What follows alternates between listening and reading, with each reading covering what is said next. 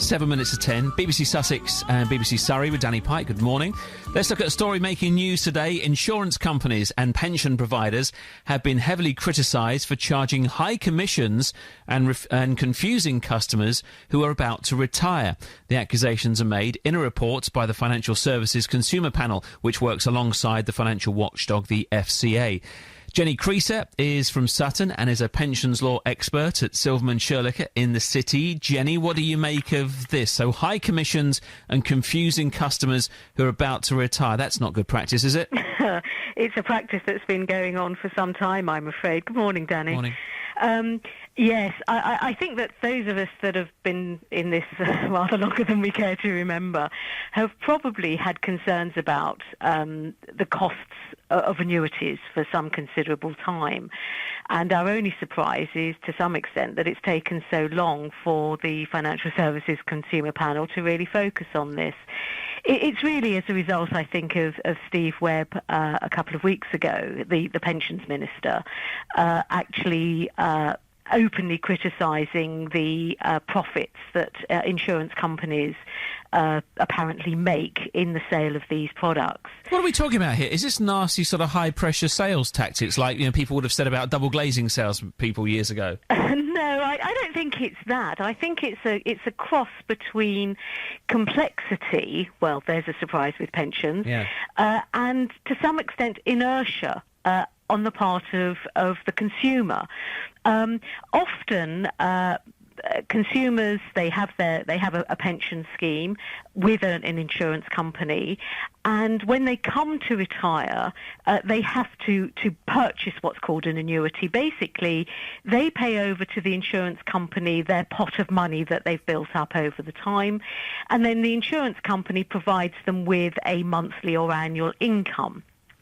And the problem is that often the consumer either doesn't understand or isn't told that they can go out into the marketplace to try and get a better deal for themselves when buying their annuity. And this comes down to some extent to financial education. I think, everybody needs to understand that, their pension is a vital part of their financial planning. And it's not like buying milk from a supermarket. You don't just take the first bottle that comes along. You have to do a little bit of work and a little bit of research. But there are people out there that will help you do that. And it's something that you really do need to get good advice on. So is this going to be similar to PPI? Will there be money to be paid back to people here? What's the next step? Well, I'm not sure that it's necessarily going to be that, although it would be very nice to some extent if that was the case. I think that it's a question of getting round the table and firstly getting the insurers to actually acknowledge that there's a problem. And I think at the moment there's a little bit of denial going on. They're saying, well, it costs a lot of money for us to set these annuities up. Well, I'm not sure necessarily that's right. I mean, hundreds and thousands of these are bought every year, and you would have thought that there's some economies of scale. It's not that complicated a product, frankly. And there's a bit of reluctance, I think, maybe unsurprisingly, on the part of the insurance companies in acknowledging that there is a problem here. So that's one side of it. I think the other thing is that there has got to be better financial education all round, whether it starts in the schools or whether it is just that people like you in the media actually keep plugging at this and telling people you need to get proper advice. You need to buy the right product at the right time and not just go for the first thing that's kind of shoved at you. So don't be moved by the kind of slick sales patter. Absolutely. Again, like energy bills, unless you change supplier, quite often you can't get the best deal. So you've got to shop around, as with all things. Perhaps if that's something we've learned in the last 5 years, we've learned well. Absolutely right. Absolutely right. OK, anybody who's concerned, Jenny, what should they do? What should their first... Well, I think the first thing they should do is obviously, to some extent, is to talk to their provider.